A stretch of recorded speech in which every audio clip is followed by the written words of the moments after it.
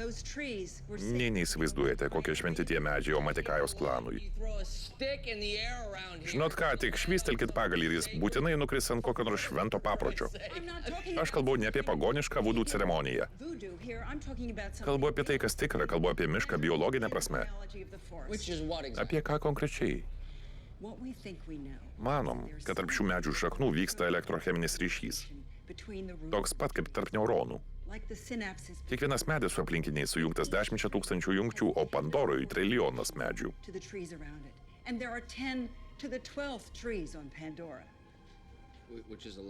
Galvoju, kad tai daug. Tai daugiau jungčių nei žmogaus smegenyse. Suprantat? Tai tinklas. Globalus tinklas. O naviai gali prie jo prisijungti, gali įkrauti ir perkelti duomenis, prisiminimus tokioje vietovėje, kurią ką tik sunaikinot. O velnių, ko jūs čia visi apsirūkit? Tai tik nupiepia medžiai. Atsipeikik, Parkeri. Ne, tai tu atsipeikik. Šios planetos turtas slypi ne po žeme, o aplink mus. Naviai tai žino ir gina jį kovodami. Jei norite, kad jie pasidalytų šiuo turtu su jumis, turite juos suprasti. Sakyčiau, mes juos suprantam. Puikiai, Džeiko dėka. Eikš, daktarė, pažiūrėk. Jie nepaliks savo namų. Jie nesiderės. Kodėl? Dėl šviesaus alaus? Dėl mėlynų džinsų?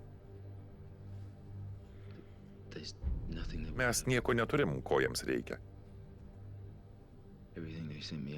Ta mano užduotis tik laiko gaišimas.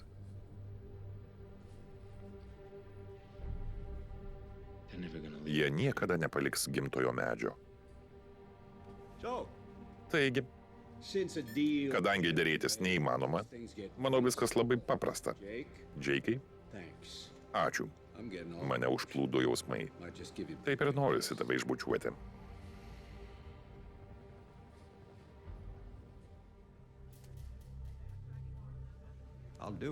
Stengsiuos, kad čia buvai kuo mažiau nukentėtų. Pirmiausia, išvaikysim juos dujom. Taip bus humaniškiau. Daugmaž. Gerai, nuspauskim gaiduką.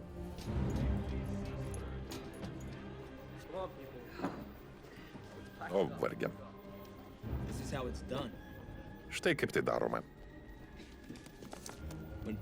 Jei žmonės turi kokio nors šlamšto, kurio tau reikia, tada paverti juos savo priešais. Puikus pasiteisinimas plėšikauti.